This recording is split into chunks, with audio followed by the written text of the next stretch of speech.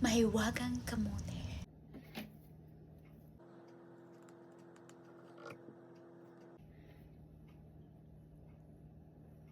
So here it is, after 1 month and 10 days, you can see the roots are coming out. So let's check again in another month and see if we can grow some leaves. So here's our kamote, look at that. After 2 months and 10 days since I started putting water, look at, these are the leaves that have been growing. Mayroon pa nga dito sa ilalim, no? Madami pa. Madami siguro mata itong part na to sa ilalim. Pero tingnan nyo, ang laki na.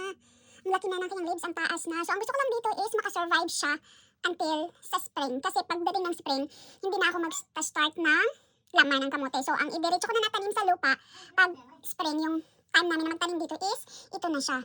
So mas madali na siya. Kasi pag nag-start ako sa laman, mas matagal siya. Kasi tutubo pa siya, tsaka magkaroon ng roots dito. So ang gagawin ko na lang dito siguro, pag masyadong madami na to, ikakat ko to siya, tapos ilagay ko ng water hanggang sa may roots na mag-grow. So ilagay ko siya sa pots. So ilalagay ko siya sa pots para doon siya mag-grow. Kasi hindi naman talaga siya meant to be na dito siya sa water. Ang gusto ko lang talaga is mag-stem siya para mag-ready na siya for spring. So tingnan natin, meron pa ako mga 3 buwan. So hindi ko alam kung gaano na siya kalago sa pagdating doon. So yeah, pero yeah.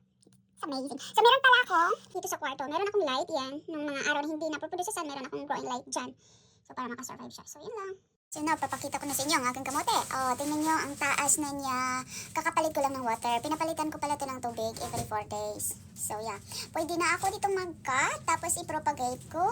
Tapos ilalagay ko lang sa pot pag meron ng mga gamot. At para sa spring, ready na siyang ilagay sa lupa. So yun lang. Tingnan nyo.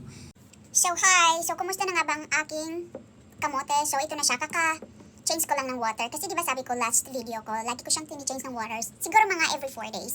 So ito na, ang taas na niya. Grabe ang taas na niya.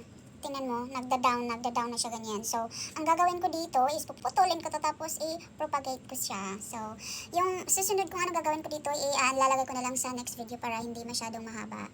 Yan lang.